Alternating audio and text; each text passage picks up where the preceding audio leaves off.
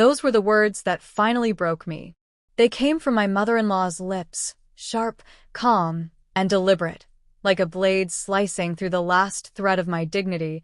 I remember standing in the kitchen that morning, holding my baby against my chest, her tiny fingers clutching the edge of my shirt.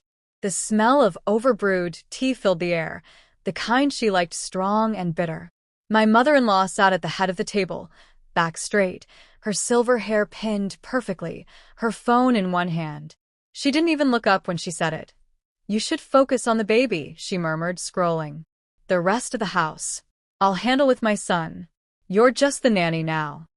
For a moment, I thought I'd misheard her. But then I saw the faint smile tug at the corner of her lips, satisfaction hidden behind politeness. My husband, Daniel, said nothing. He just pushed his chair back, grabbed his car keys, and left. The sound of that door closing was louder than anything I'd ever heard. That was the morning everything shifted. The moment I realized I wasn't part of their family anymore. I was just tolerated. Before all that, life wasn't perfect, but it was gentle, simple. Daniel and I met in college. I was studying education. He was in business. He had this quiet confidence, the kind that made you feel safe just being around him. He'd always say, "You make everything feel like home, Maya." When we got married, I believed him. We moved into his parents' old house, a small, two-story home at the edge of town. His mother had insisted. "It's better this way," she'd said. "Family should stay close." I'd thought that meant she cared. But I didn't understand then. Staying close meant living under her watchful eyes. Still, I tried. Every morning, I'd wake early to make breakfast. The kitchen would fill with the sound of sizzling eggs, the soft hum of the kettle, and Daniel's sleepy footsteps. He always kissed me on the forehead before heading to work. We had little routines: Sunday morning walks, Friday night dinners, quiet laughter when the power went out. It wasn't glamorous, but it was ours. And when I found out I was pregnant, he cried. He actually cried. "I'm going to be a dad," he said, his voice trembling. "We're going to be a family." Those were the happiest months of my life. I started sewing tiny clothes, painted the nursery yellow because we didn't know the gender yet, and hummed lullabies even before the baby arrived. But after the birth, everything changed. I should have noticed the first signs sooner. IT began with my mother-in-law's tone, small comments disguised as concern. "You've gained a bit of weight, haven't you? Maybe that's why Daniel seems tired lately." Or, "A real mother wouldn't leave her baby alone to nap, not if she cared." She'd say these things while standing at the kitchen doorway, arms folded, her perfume mixing with the smell of baby powder. Always when Daniel wasn't home, and when I'd mention it to him, he'd just sigh. "She doesn't mean it like that, Maya. You know how she is." But I did know how she was. And each day, her control tightened a little more. When the baby cried at night, she'd rush into our room before I could even move. "Shh," she'd whisper, cradling my daughter. "She just needs someone calm." As if I wasn't calm. As if I wasn't enough. Then she began rearranging things, the nursery, the kitchen, even our bedroom. "You're too tired," she'd say. "Let me help." But her help always came with a lesson that I was failing at something she'd already mastered. Still, I told myself it was temporary, that she was just trying to be involved. But the truth was, she was replacing me, one small act at a time. The distance between Daniel and me started growing, quietly at first. He'd stay late at work more often. Dinner plates went cold waiting for him. And when he did come home, his eyes were somewhere else. One night, I tried to talk. "Daniel," I said softly, "is everything okay? You barely look at me anymore." He rubbed his face, exhausted. "You're imagining things, Maya. Mom just worries you're overdoing it with the baby. Maybe take a break. Let her help more." I wanted to scream, "I don't need her help." But I swallowed it. Because part of me still believed that patience could fix things. That love could be enough. But love isn't enough when respect disappears. One afternoon, about 3 months after the baby was born, I came home from a doctor's appointment and found my mother-in-law in my room. She was folding my clothes, setting aside a small pile on the bed. "What are you doing?" I asked. She didn't look up. "Just organizing. Daniel said you might move to the guest room." The baby's crib can stay here. My heart stopped. What? Why would I move to the guest room?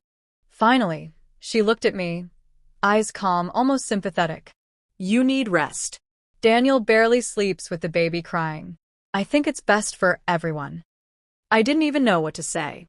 My own husband had agreed to this, and hadn't even told me. That night, when I confronted him, he avoided my eyes. It's just temporary, he muttered. Mom's worried about the baby's routine. Don't make this a big deal. But it was a big deal. It was the moment I realized he no longer stood beside me. He stood behind her. And then, a few weeks later, came the morning that started it all.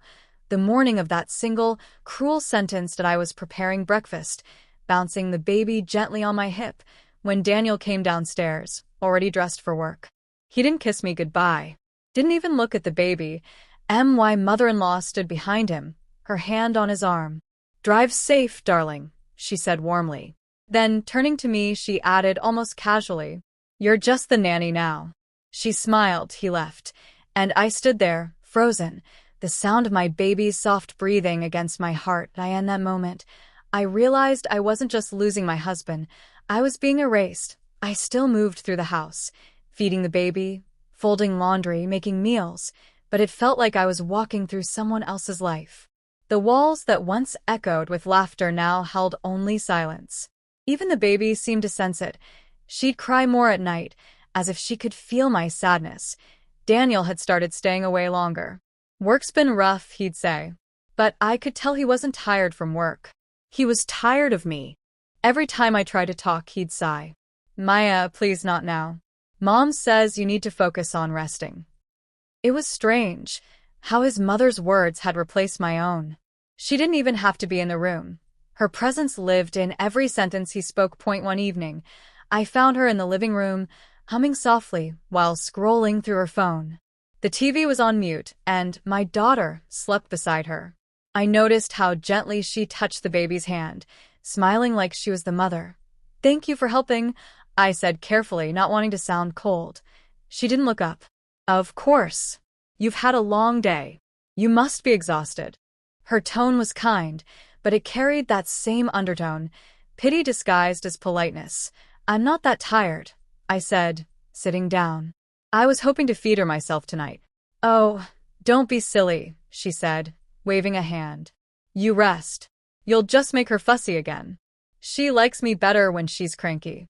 That last part, it stung more than I expected. I smiled politely and stood up, but inside, I felt something twist.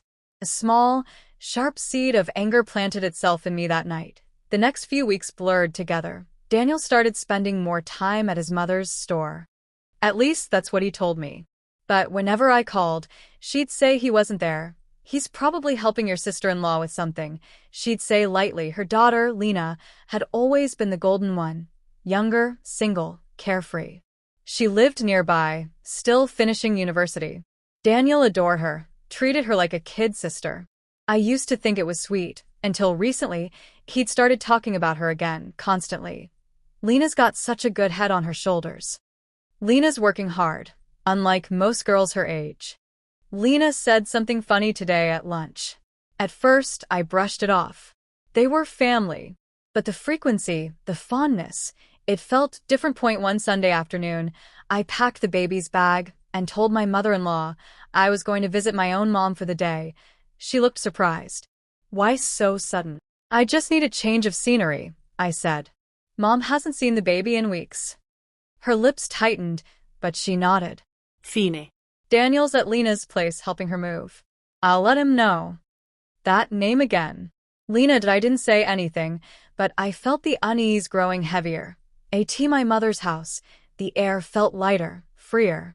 She noticed it right away. You look tired, Maya, she said, holding the baby gently. Is everything okay with Daniel? I wanted to tell her everything. How his mother undermined me, how I felt like a stranger in my own marriage, but I couldn't. I didn't want to worry her. Instead, I just smiled weakly. It's fine. Just adjusting to new motherhood. But as I sat there watching my mom rock my baby, I realized how foreign that kind of love had become in our home. When I returned that evening, something felt off. The house was quiet, too quiet. I called out, "Daniel?" No answer. I walked upstairs, peeked into our bedroom. His clothes were gone from the chair, his suitcase missing. Panic rushed through me. I went downstairs, heart racing, and found my mother-in-law at the kitchen table sipping tea like nothing had happened. "Where's Daniel?" I asked, breathless. She looked up calmly. "He's staying with Lena for a few days." What? Why? She stirred her tea slowly. She's been going through a tough time. He thought it would be good to support her. Family helps family, Maya. You should understand that. I stared at her, my hands trembling. He didn't even tell me. She shrugged. He didn't want to upset you. You've been emotional lately. Emotional. That word. I wanted to scream, but she just kept sipping her tea, eyes steady, face composed, like she was daring me to lose control. That night, I sat on the edge of the bed with my baby in my arms, staring at the empty space where Daniel's things used to be. My heart felt hollow. I kept asking myself, how did we get here? When did we stop being husband and wife and start being roles in her little play? I wanted to call him. I picked up the phone, then put it down again. What would I even say? Come home? To what? A home that wasn't ours anymore. My baby stirred and began to cry softly. I rocked her gently, whispering, "It's okay, sweetheart. Mommy's here." But even as I said it, I wasn't sure who I was trying to comfort, her or me. Over the next few days, Daniel barely called. When he did, his tone was distant, distracted. "I'm just helping Lena get settled," he'd say. She needed a hand with her classes. But there was something in his voice, guilt, maybe, that told me there was more. My mother-in-law, on the other hand, seemed almost cheerful. She started taking over everything, the baby's schedule, the groceries, even handling Daniel's mail. "You should take a break, Maya," she'd say sweetly. "You're not looking well." One morning, I found her holding my baby and whispering softly, "Don't worry, little one. Grandma's here. Grandma always takes care of you." That phrase, always, sent a chill down my spine because for the first time I realized she didn't just want control. She wanted to replace me entirely. Then, one afternoon, while cleaning the living room, I saw it, a photo frame on the mantel I hadn't noticed before. It was new. The picture showed Daniel, smiling, holding our daughter. But beside him wasn't me. It was Lena, his sister, with her arm around both of them, my breath caught. The caption, neatly printed in gold letters. "Family is everything." Something inside me cracked wide open, because suddenly, I wasn't sure what kind of family they thought we were anymore. That photo haunted me. For days, I couldn't stop staring at it. The way Daniel smiled, the way Lena leaned into him, the way my baby reached for her hand. It looked so natural, so intimate, too intimate. I tried to tell myself I was imagining it, that it was just a picture. But every time I looked at their faces, something inside me whispered, "This isn't right." That whisper became impossible to ignore. It started with small things, messages he'd hide, calls he'd take outside. Whenever I asked who it was, his tone changed. "It's just work," he'd say. "Don't be paranoid, Maya." But work didn't make him smile like that. Work didn't send late-night texts that made his eyes soften the way they used to when he looked at me. One night, when the baby was asleep, I finally confronted him over the phone. He answered on the third ring. I could hear music in the background, soft, like someone's TV. "Daniel," I said, my voice trembling. "When are you coming home?" He paused. "I don't know, Maya." "Things are complicated right now." "Complicated?" I repeated. "You've been gone for 2 weeks. Our daughter's growing up without you even seeing her smile." He sighed. "Don't start, please. You know Mom's been saying you're under stress. Maybe you should talk to someone." I closed my eyes, biting back tears. "Don't do that. Don't make me sound crazy just because you don't want to feel guilty." "Guilty about what?" he snapped. "I'm helping my sister, that's all." "Then why do you sound like you're lying?" I whispered. He didn't answer. Just silence, and then the soft sound of a door closing on his end. That was when I knew I didn't need proof anymore. The silence was enough. Still, part of me needed to see, to understand how far it had gone. The next day, I packed a small bag for the baby and told my mother-in-law I was visiting a friend. She raised an eyebrow but didn't stop me. Maybe she thought I was too broken to do anything bold, but I was done being quiet and I took a cab to Lena's apartment, a small, modern place near the city center. I'd been there before, years ago, when we helped her move in. But that day, standing outside her door, everything felt foreign. Through the thin walls, I could hear laughter. Daniel's laughter, and I froze. For a moment, I couldn't breathe. Then, slowly, I lifted my hand and knocked. The laughter stopped. After a pause, the door opened, and there he was. Daniel. His face went pale when he saw me. He wasn't wearing his wedding ring. "Maya, what are you doing here?" he stammered, and my voice shook. "I could ask you the same thing." Before he could answer, Lena appeared behind him, wearing one of his shirts. I swear, the world tilted. For a second, everything went silent. I could only hear the pounding of my heart. Lena's smile faltered. "This isn't what it looks like," she said quickly. "Then tell me," I said. "What is it?" Daniel ran a hand through his hair. "It's not, Maya, please. You're overreacting." "Overreacting?" I whispered. "You moved out of her house. You've been living with her. And now you tell me I'm overreacting?" Lena stepped forward, defensive now. "You don't understand, Maya. Mom said you needed time. You weren't yourself. We were just helping." "Helping?" I cut in, my voice breaking. "By pretending my marriage doesn't exist?" Daniel looked down, unable to meet my eyes. "It wasn't supposed to happen like this," he murmured, and in that single line, I heard the truth. There was no misunderstanding. No innocent reason. They had chosen each other, emotionally, if not physically. And his mother had allowed it. Maybe even encouraged it. I don't remember leaving that apartment. I remember the rain hitting my face, my baby crying softly in her carrier, my hands shaking so hard I almost dropped the keys. When I reached home, my mother-in-law was waiting, as if she already knew. Her voice was calm. "You shouldn't have gone there." I stared at her, soaked and shaking. "You knew." She didn't deny it. "Daniel's confused," she said. "Lena needs him right now. Don't make things harder for everyone." "Everyone," I said, laughing bitterly. "You mean your children, not me." She tilted her head, eyes cold. "You were never right for him, Maya. You were too convenient. But you never understood this family. You don't belong here." Those words, "you don't belong here," hit harder than I expected. I took a step closer, my voice barely above a whisper. "I gave up everything to be part of this family. And you turned me into a stranger in my own home." Her expression didn't change. "Maybe that's what's best. Daniel's young. He deserves someone who understands him, someone he can trust." I realized then that this wasn't just a misunderstanding or jealousy. It was a plan, slow, deliberate, and cruel. She had wanted this from the beginning. That night, I packed my bags. My hands moved automatically, diapers, baby clothes, my documents.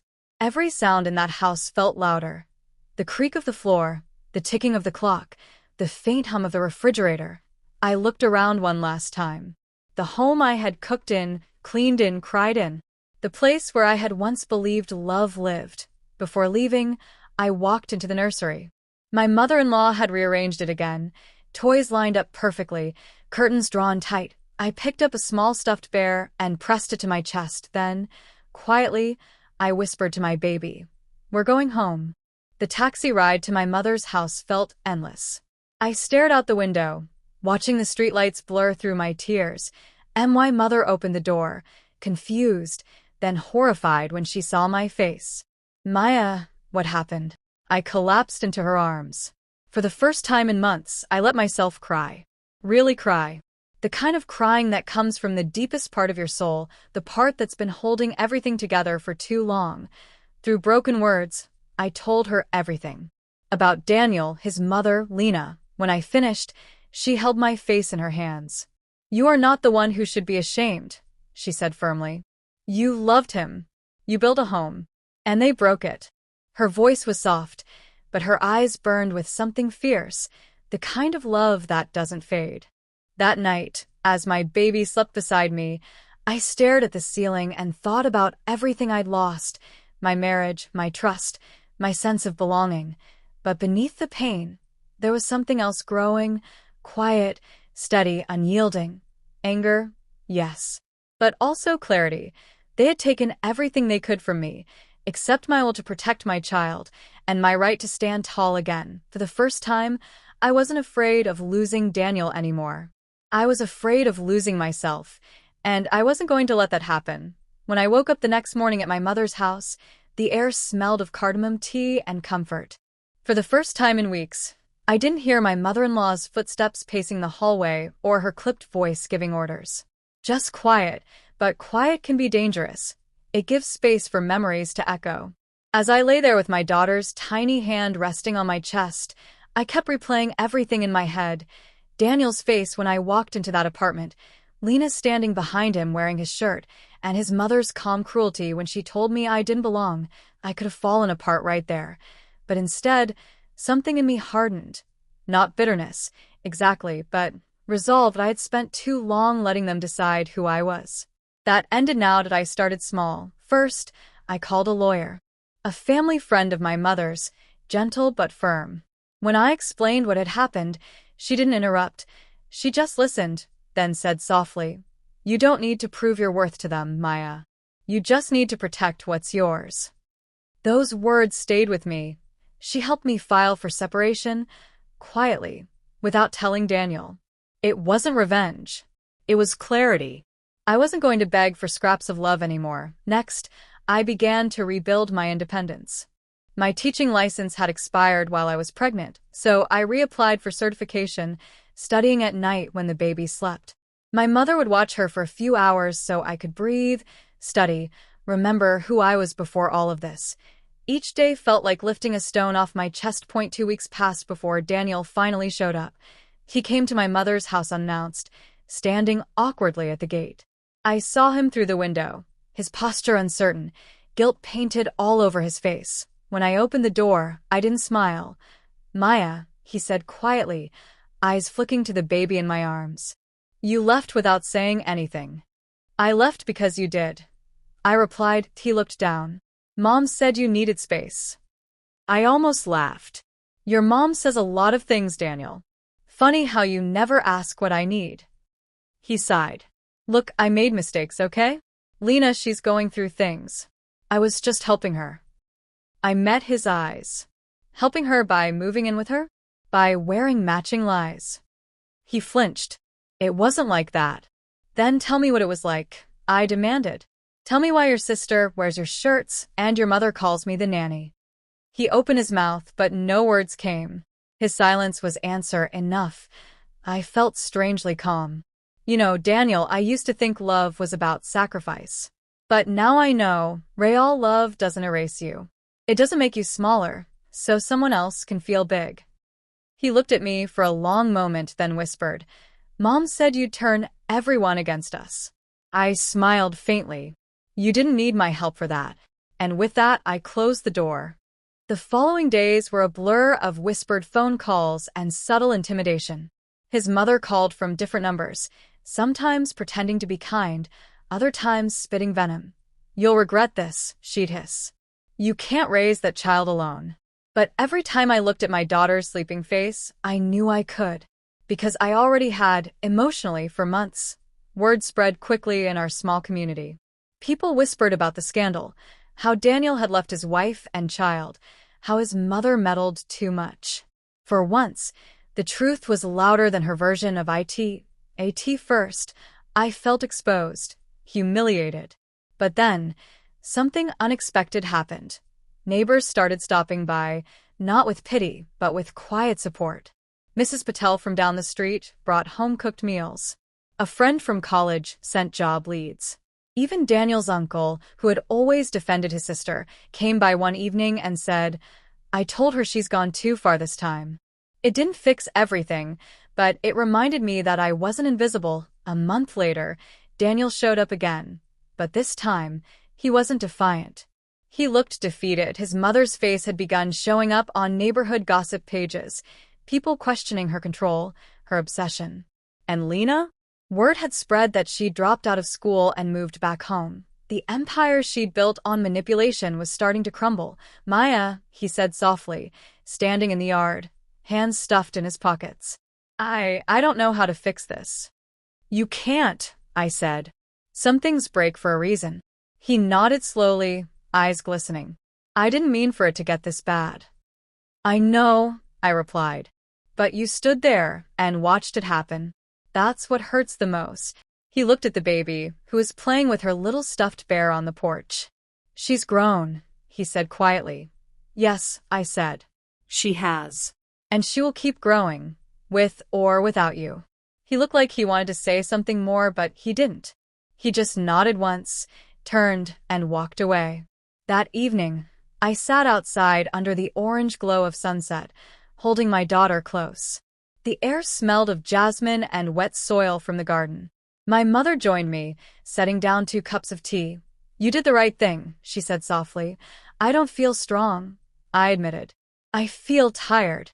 She smiled. "Strength doesn't always roar, Beta. Sometimes it just means you get up again tomorrow." I looked at my daughter's face, her small fingers clutching mine. I don't want her to grow up thinking love means pain. "Then show her the other kind," my mother said simply. That night, as I rocked my baby to sleep, I realized something profound. I didn't need to win against them. I just needed to stop playing their game.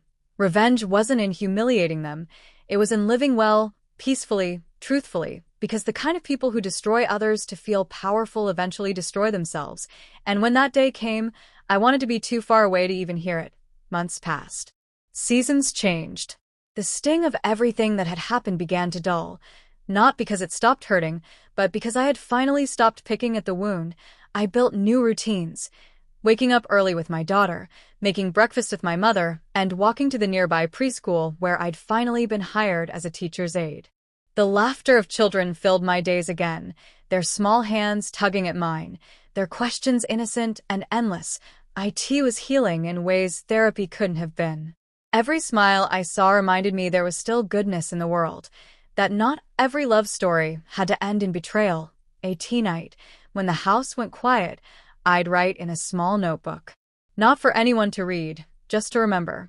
I wrote about the woman I used to be, and the one I was slowly becoming. I promised myself I would never again let someone make me feel like a guest in my own life, and though I didn't know it then, the world had already started to turn in my favor.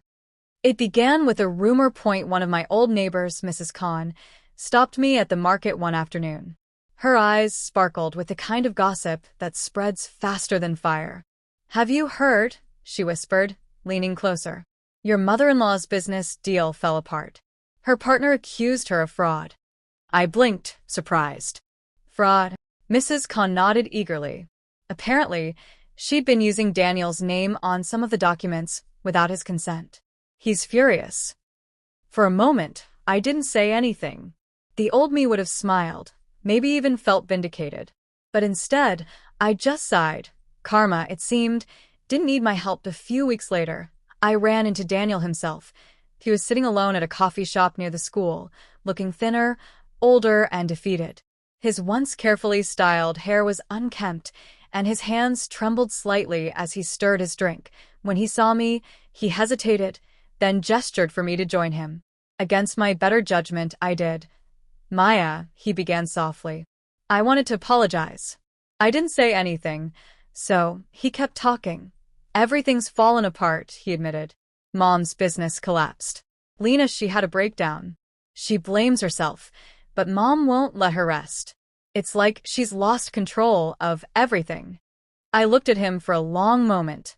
"That control was never love, Daniel. You just didn't see it."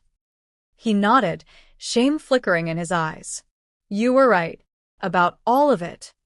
There was a long silence between us, filled only by the hum of background chatter and the faint music playing over the cafe speakers. Finally, he said, "I miss our daughter." I met his gaze, steady and calm. "Then be a father. Not a visitor. Not a victim. A father." He swallowed hard. "Would you let me see her?"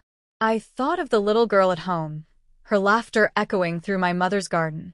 I thought of how she deserved to know her father, but not at the cost of her peace. "You can visit," I said slowly. But only if you come alone. No more manipulation. No more pretending. He nodded, eyes wet. Thank you. When I left that cafe, I didn't feel triumphant. I just felt free. The visits began small, an hour here, an afternoon there. He brought picture books, toys, sometimes fruit. He didn't talk about the past. He just listened to her chatter about her dolls and favorite colors. IT wasn't perfect, but it was progress. Meanwhile, word about his mother's downfall continued to spread. Her business reputation was ruined, her friends had distanced themselves, and her once commanding voice had turned bitter and shrill. One evening, I received a message from an unknown number. It was her. You destroyed my family, she wrote. I hope you're happy now. I stared at the message for a long time before typing back. No. You destroyed your own family. I just stopped letting you destroy me. Then I blocked her number. By the time my daughter turned 3, life looked entirely different. I had been promoted to a full-time teaching position. My small salary was enough for us to rent a cozy apartment not far from my mother's house. It wasn't fancy, but it was ours, our little world of calm and laughter. I decorated the walls with her drawings, crooked hearts, stick figures, and messy rainbows. Every evening, we cooked together. Her stirring imaginary soup while I made real dal. It wasn't the life I once imagined, but it was real. And real was enough.